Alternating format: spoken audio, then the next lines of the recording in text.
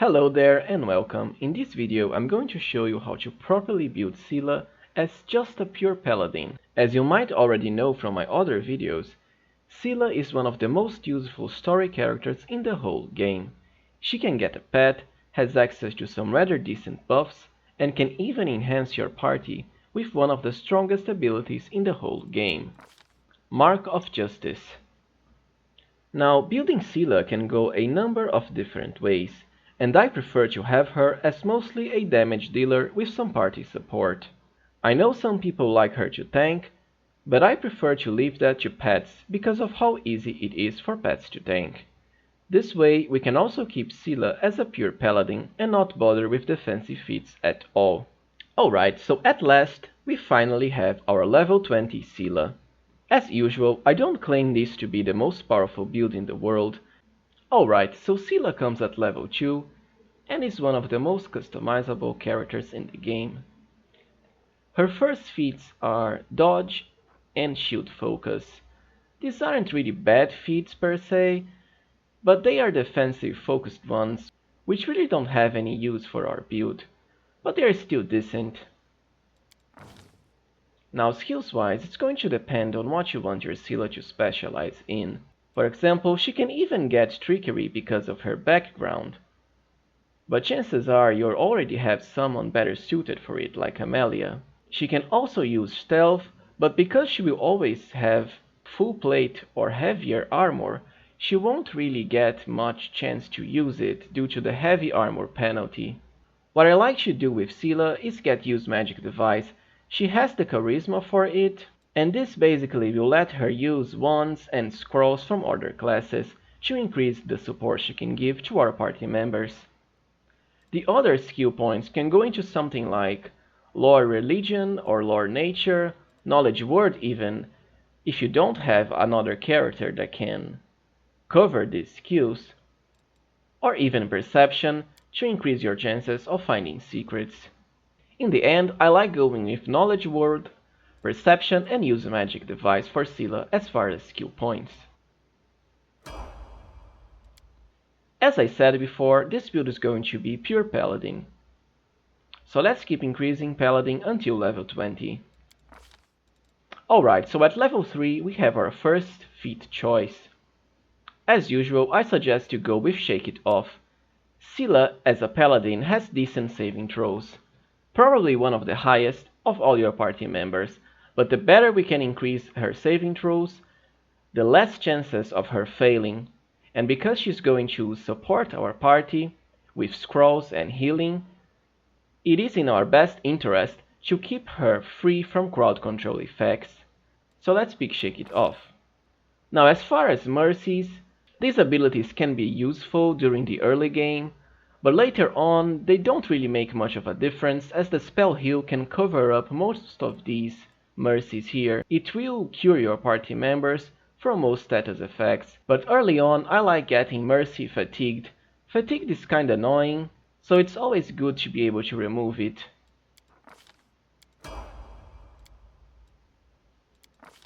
Alright, so at level 4 we have our first ability point, Increase. Because Seelah is a paladin, I highly recommend you always increase charisma. This will later have great synergy with both Smite Evil and Mark of Justice, extremely powerful paladin only abilities.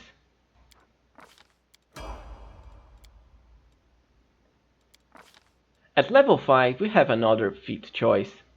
In this case, I recommend you go with either combat reflexes or outflank. Now, because Seelah is a high base attack bonus character, she can get access to outflank pretty early. However, picking outflank this early depends basically on your other characters. If you also have other characters with high base attack bonus that can get outflank early, then be sure to get it at level 5.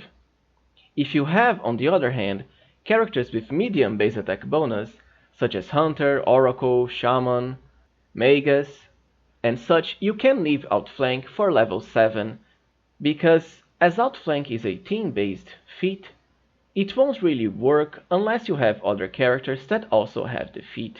So let us pick combat reflexes for now. Now level 5 also has a very big choice. You can choose between either getting an animal companion, in this case a horse, or the Divine Weapon Bond ability. Both are actually very powerful. Animal companions are always great, and in the case of the horse, Seelah will be able to mount it, meaning most physical attacks will actually target the horse and not her. So it is a way to avoid melee hits even without having high armor class. This is why I say it's not really a necessity to have Seelah built as a tank, as you can leave the tanking to your horse. Meanwhile, the Divine Weapon Bond ability will allow Seelah to enhance her weapons with quite a lot of different effects, some being very strong like Holy, Brilliant Energy and Axiomatic, perfect for hitting demons, especially demons with high armor class. This also has a lot of synergy with the Elemental Barrage mythic ability, which will allow Seelah to deal quite a lot of damage. But as you might already know, I often prefer to go with pets because of how useful they are all around. So in this case, I'm going with the horse. The horse will not only provide armor class and tanking as I said before, but also attacks and another source of teamwork feats, so we can get even more attacks of opportunity.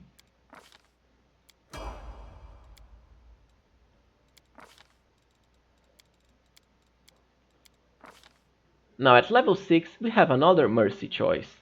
In this case I like to get disease, because diseases tend to be very annoying effects that are often only healed by the remove disease spell.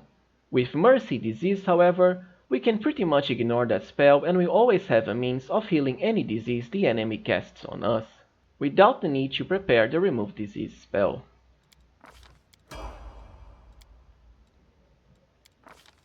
Level 7 means another important feat choice. In this case, you should pick the one you did not pick at level 5, so it's between combat reflexes and outflank. In my case, I'm going to pick outflank, as by level 7, most our other characters, pets included, will also have access to the outflank feat, increasing its benefits because it is a teamwork feat.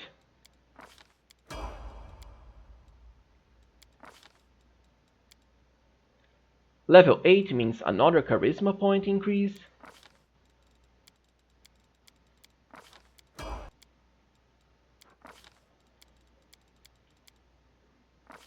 Now for level 9, the feat choice is also pretty much a given. In this case, we are going with Improved Critical. The weapon you choose Seelah to specialize in is up to you really, but in my case I like going with Longsword. That's because of the Radiance unique weapon that you can get at the early game, and also Radiance is a special sword that will improve at certain points in the story, eventually becoming up to +6, and is actually a weapon that has extra effects when wielded for a Paladin, so it's basically perfect for Seelah. So let us pick Improved Critical Longsword. Now we have yet another mercy choice. In this case the best one for me would be Confused. Confusion is a very annoying effect. You really don't want your characters to be hitting one another or stand around doing nothing, and there's quite a lot of enemies that will inflict confusion on your party. So it is a great choice overall.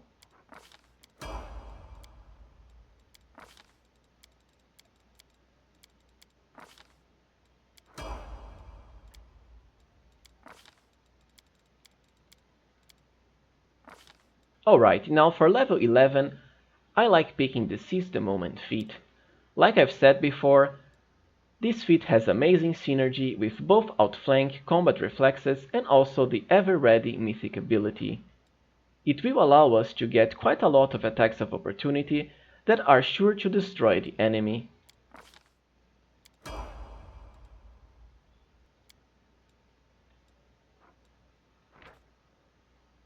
Now an important thing about level 11, Paladin, is that this is also the level where you gain access to Mark of Justice, one of the strongest abilities in the whole game. You might already know this from my other videos, but Mark of Justice as a swift action will allow the Paladin to add their Charisma modifier to the attack rolls of all your party members against a single enemy, and also add their class levels as damage, highly increasing the physical damage of your party, pets included and even summons. This ability will also let you automatically bypass any damage resistance the enemy might have, so overall it is an extremely powerful ability that you should absolutely always use on tough enemies and bosses, and an absolute must on hard and unfair. Alright, so for level 12 we get yet another ability point increase, charisma as always, more skills, and yet another mercy choice. In this case, I like going with exhausted. Exhausted, much like fatigue, is a very annoying effect that is often only healed by the spell restoration. However, having it as a mercy means we don't have to prepare or can actually use restoration for other purposes like removing negative levels.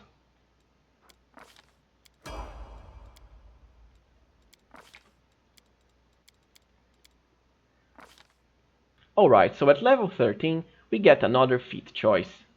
As usual, like in my other melee character builds, by this point we actually picked the most important feats for our character, that is the teamwork ones such as combat reflexes, outflank, and seize the moment, and also improve at critical. So as usual, the choices now are a bit more personal, depending on what you want Seelah to specialize in. You can, for example, get weapon focused in your favorite weapon of choice, in order to increase Seelah's attack bonus. You can also get improved initiative to help Seelah go before the enemies, which is especially useful so that she can use Mark of Justice as soon as possible. You can also pick blind fight to help Seelah hit enemies with concealment regardless of having true seeing.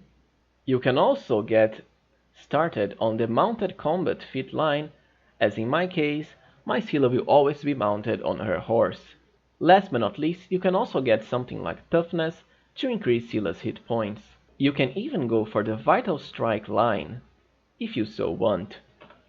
In my case, I like to keep it simple, so I'll be going with weapon focus longsword.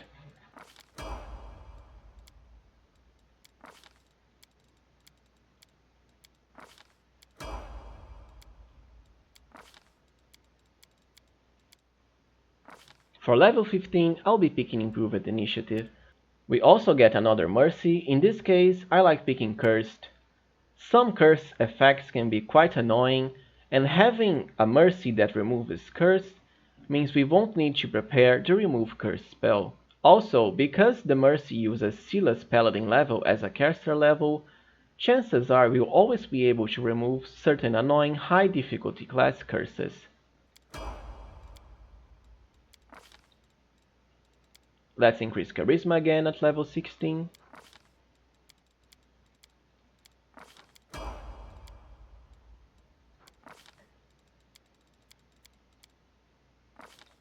Level 17 is yet another feat. In this case, I'll be going with blind fight to help hit some of the annoying endgame enemies that have concealment. And like I said before, some of them have concealment effects that are not able to be bypassed by true seeing, at least so far.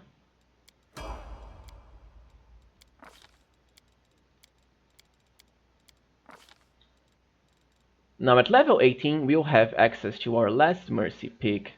For this pick I like going with stunned. Stunned effects are rather rare, but they are certainly very annoying when you are actually hit by them.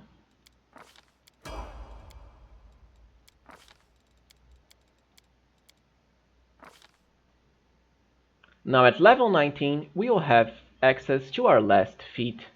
Now for Seelah's last feat you can pick something like power attack even to increase her damage even higher. But in my case I like to keep it simple, so I'll go with toughness to ensure she has higher hit points.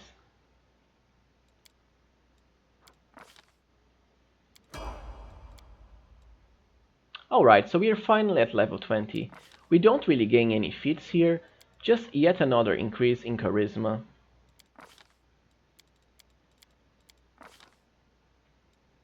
And of course the Paladin capstone ability.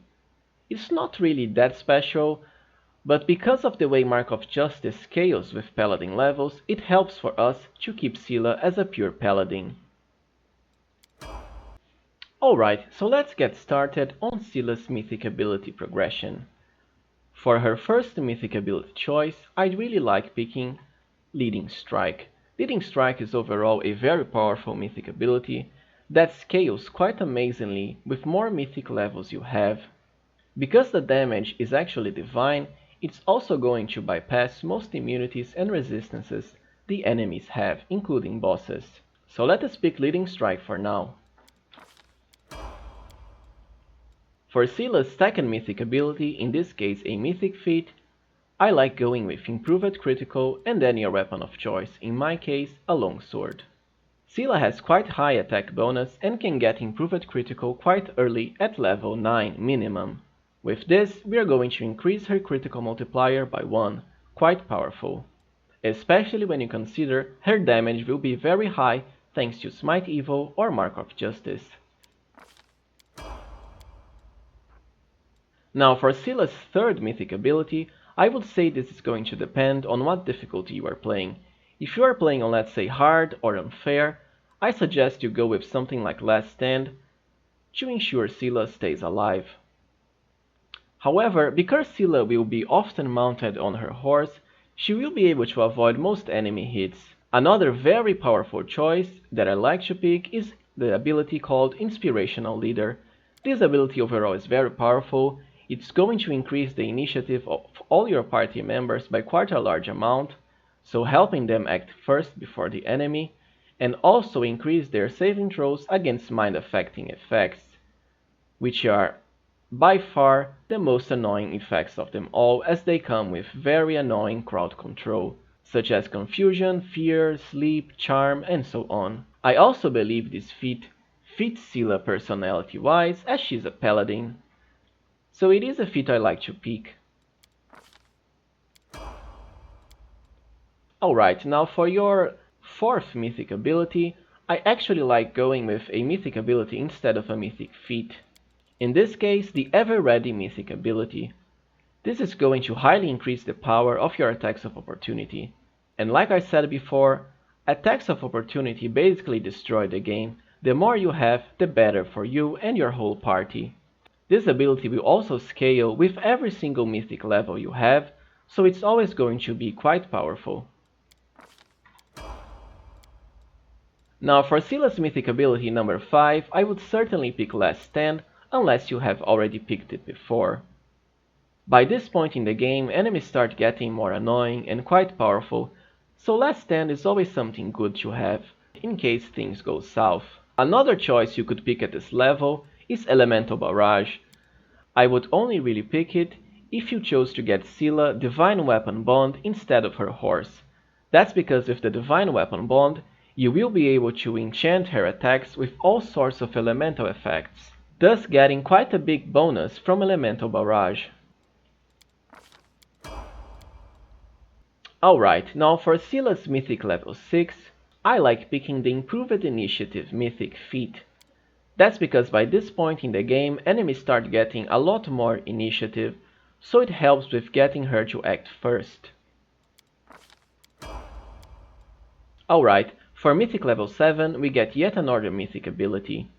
In this case, since I chose the horse, I like going with Mythical Beast. This will increase the main physical stats of our horse by quite a lot, and is also a permanent ability, so it's always going to be on. Quite useful indeed.